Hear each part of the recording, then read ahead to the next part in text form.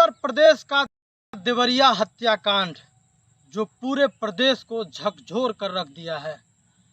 इस हत्याकांड की कहानी जिनके जिनके कानों तक पहुंची है उनके रोंगटे खड़े हो गए हैं। तो आप अंदाज़ा लगाइए कि इस मंजर को जिसने देखा होगा उसके ऊपर क्या गुजरी होगी। देवरिया हत्याकांड की आज पूरी सच्चाई आपको दिखाएंगे, आज पूरी सच्चाई बताएंगे। वो भी सत्य प्रकाश दुबे की बेटी शोभिता ने जो कुछ कहा और प्रेमचंद यादव की पत्नी ने जो कुछ कहा, उसकी पूरी कहानी हम आपको सिलसिलेवार तरीके से समझाने का प्रयास करेंगे। देवरिया जिला के रुद्रपुर एरिया पूरी तरह से छावनी में तब्दील हो गया है। चारों तरफ पुलिस का भारी बल दिखाई दे रहा है। पुलिस चारों तरफ चप्पे चप्पे पे तैनात है, क्योंकि इतना बड़ा हत्याकांड शायद ही प्रदेश में इससे पूर्व कभी हुआ था।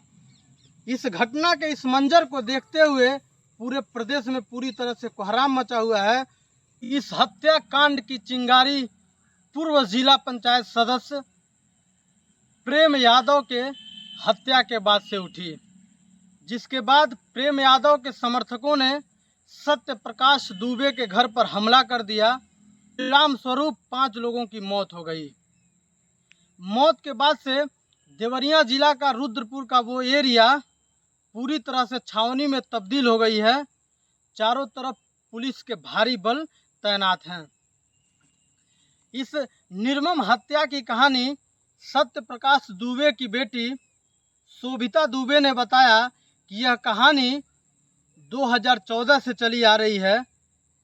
शोभिता ने आरोप लगाया कि हमारे चाचा का अपहरण करके 2014 में प्रेम यादव ने जबरन जमीन अपने नाम लिखवा दी थी, जिसके बाद से दोनों परिवारों के बीच में आए दिन झगड़ा होता रहता था। वहीं प्रेम यादव की पत्नी का कहना है कि सत्य प्रकाश के भाई 10 बीघा जमीन प्रेम यादव के नाम से लिखा था, यानी प्रेम यादव को बेचा था, जो कि सत्य प्रकाश को यह मंजूर नहीं था, जिसको लेकर के आए दिन इन दोनों परिवारों में विवाद होता था।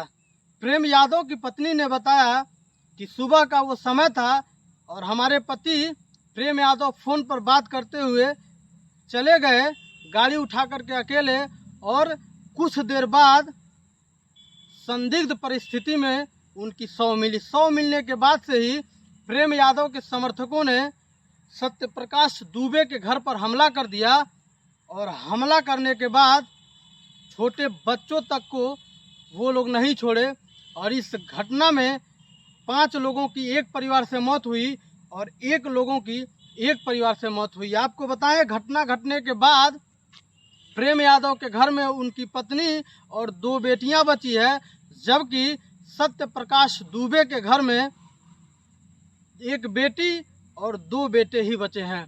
एक बेटा जो कि पूजा पाठ कराने के लिए घर से बाहर गया था, और दूसरा बेटा घर पे मौजूद था, जो पूरी तरह से घायल हो गया और जिसको गोरखपुर बीआरडी मेडिकल कॉलेज में गंभीर अवस्था में इलाज चल रही है। इस घटना का मुख्य कारण था ज़मीन का विवाद, और वो ज़मीन का विवाद दोनों परिवारों को काल के गाल में समेट लिया।